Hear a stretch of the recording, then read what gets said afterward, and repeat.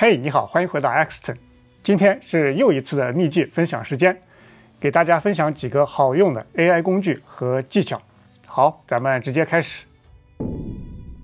Prompt Hunter 提示词收集助手，这是一位网友开发的收集 Midjourney 提示词的工具。它可以把 Midjourney 上面的图片和提示词全部保存到你的 Notion 数据库里面去。保存的结果就是这样，它会把提示词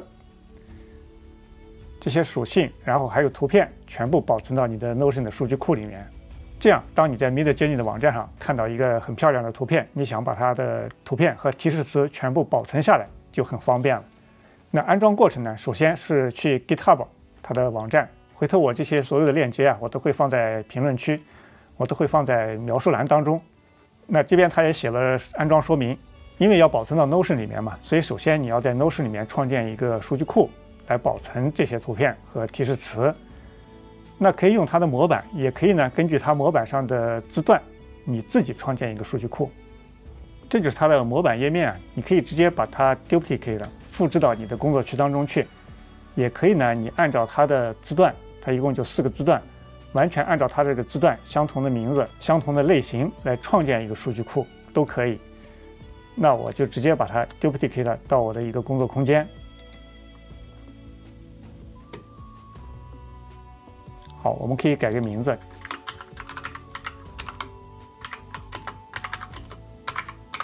收集器吧。OK， 但是呢，创建完数据库之后，你还需要去获得一个 Notion 的 Secret Key， 它的插件呢才能访问你的 Notion 数据库。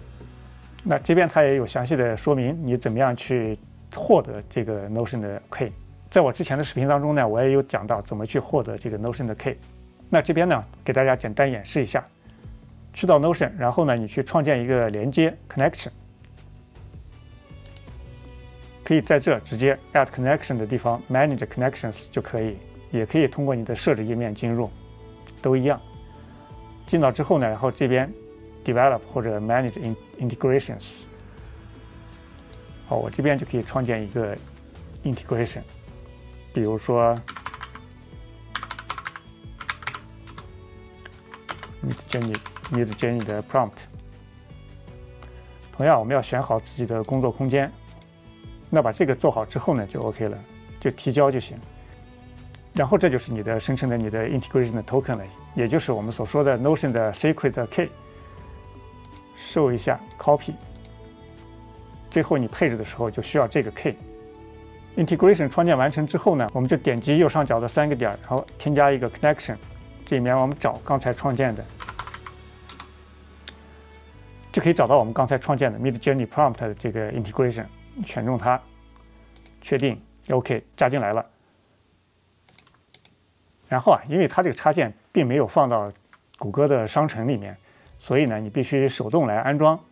从这里下载一个压缩文件，然后呢我们去把它解压缩。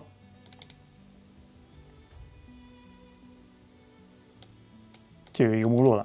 好，那这时候呢，我们要去手动安装这个插件，我们就需要到我们的浏览器里面管理插件。管理插件这部分呢，我们要打开开发者模式 （Developer Mode）。那打开之后呢，你就可以去从一个解压缩的包里面直接去安装插件了。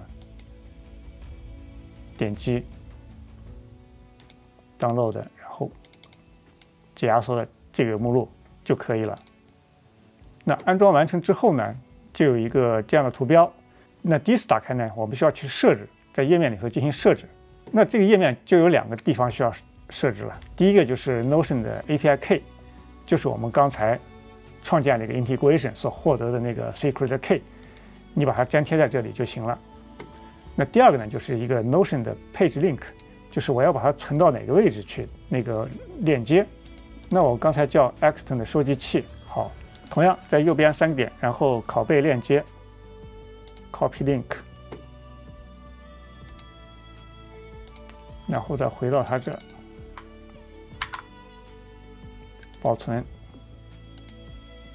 好，这时候我们就可以去 Midjourney， 然后比如说它，点击保存成功。好，我们可以看到，刚才我们点击保存过来的图片和提示词都已经保存过来了。这个工具呢，也是 Midjourney 的工具，它是可以用来可视化的去编辑你的提示词，这就方便于对 Midjourney 的提示词不是很熟的人，或者呢对英文不是很熟的，你不知道它那些艺术风格呀都是什么意思。我们可以来看一下，它这有个网站，直接点击过去就可以。好，你给它一个提示语，它就会把提示语给你拆成几个部分，然后呢，你还可以自己去添加你所需要的一些参数。这是它的提示词词典，当然你也可以把提示词词典存到你自己的 Notion 上，这个我们就不用再演示了，我们就用它的词典来试一下。那刚好呢，我前几天画了一个很搞笑的图片，我们来试一下，加点参数会是什么情况。好，前两天给了一个提示词，Midjourney给我生成了一个很搞笑的一个图片。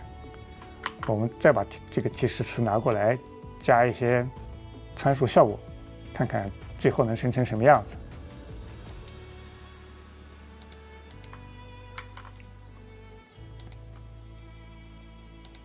那这边呢，它就把我的提示词翻译成中文，拆解成了几个部分。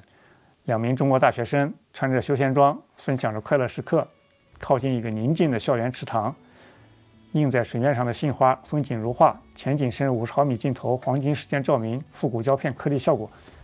这提示词看起来没什么问题。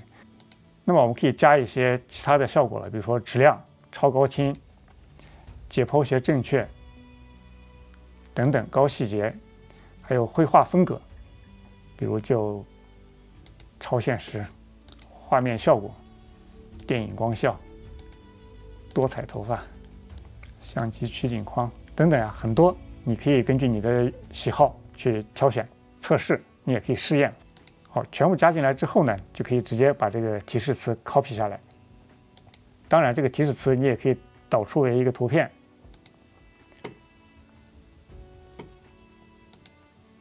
提示词可以导出一个图片。好，我们把这个放到 Midjourney 看看它能给我画出什么结果来。好，这就是 Midjourney 最后给我出图的效果。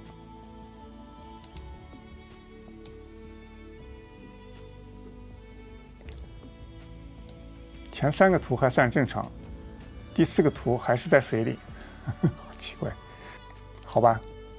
好，今天的分享就到这里，我是 Axton。如果你喜欢我的内容呢，请点赞、评论、订阅我的频道，并且打开小铃铛，这样你就不会错过今后有用有趣的内容了。咱们下期再见。